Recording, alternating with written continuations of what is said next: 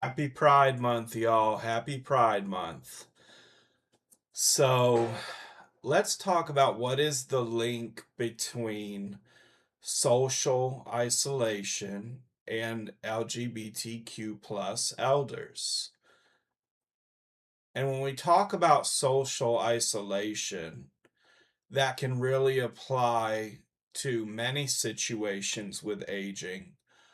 But one reason why I mention it during Pride Month and with LGBTQ plus elders is because the elders of this community, of my community, have a higher rate of social isolation than non-LGBTQ plus elders.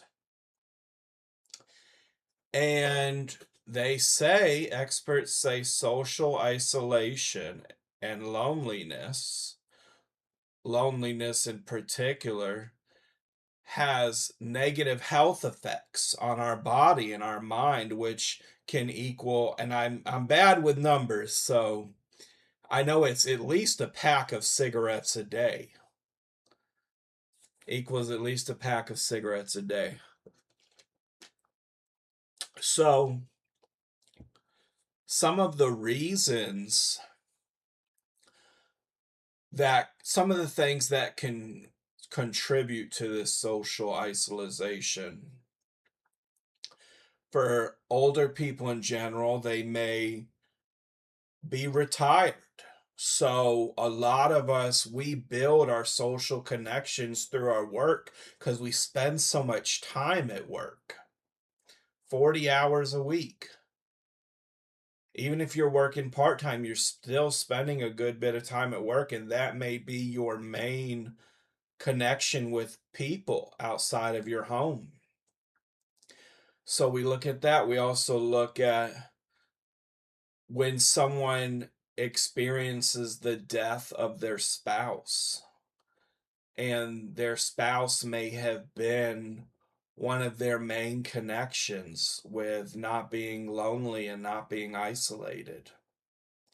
We look at things such as,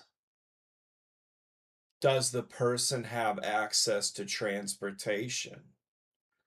So you may no longer be able to drive for various reasons, and if you can't drive, do you live in an area with good public transportation? So, for example, I'm based in Charlotte, North Carolina. I support people all over the United States. But in Charlotte, North Carolina, we have public transportation, but it's not the best. A 10-minute car ride will be an hour on the bus. And while I say I support people all over the United States, let me say hi. I'm Travis, the founder and elder advocate of Age Well Advocacy, where I provide care management for elders age 55 plus and people who care for them. As a gerontologist, also known as an aging expert, I am proud to support people all over the United States. And I say this a lot, but I'm especially proud to say this during Pride Month. My niche is that I have created an affirming space for the LGBTQ plus community and allies. So, back to talking about social isolation. We talked about some of the reasons why an older person may be socially isolated. We also look at disability. And I can kind of speak on this with lived experience as a disabled person.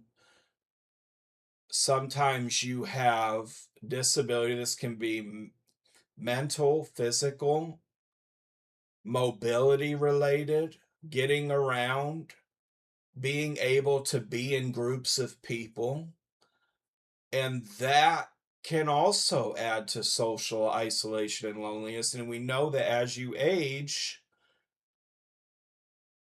you can take on more disability, more chronic health conditions.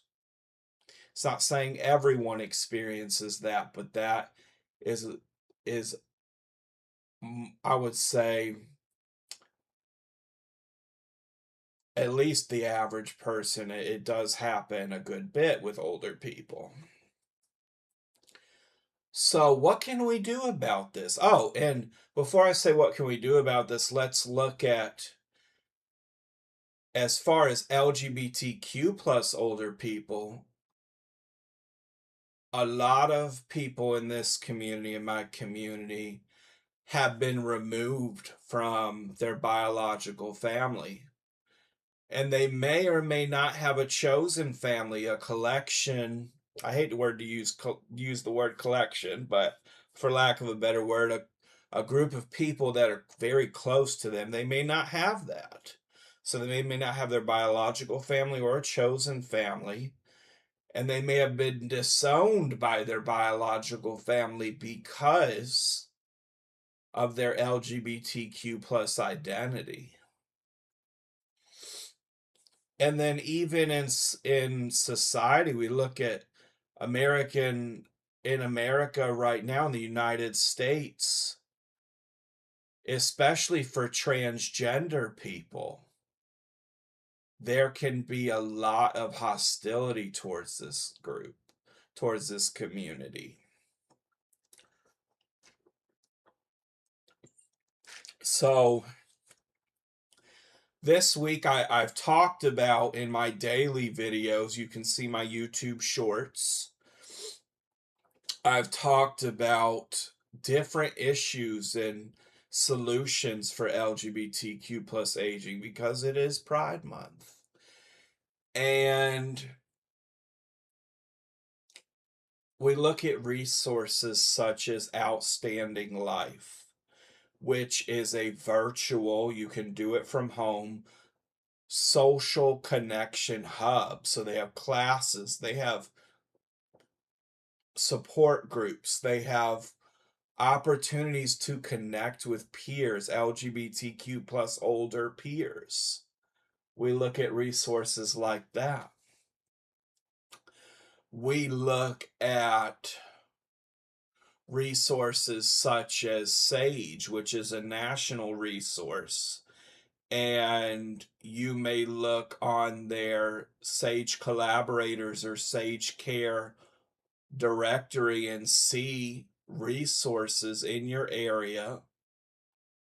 See community centers if you have any LGBTQ plus community centers, or especially ones that are geared towards older adults. I know here in North Carolina, in the Greensboro and the Triad area, the Triangle and Triad, I get those mixed up, but we have Carolina Aging Alliance, which is a nonprofit that specifically supports LGBTQ plus elders.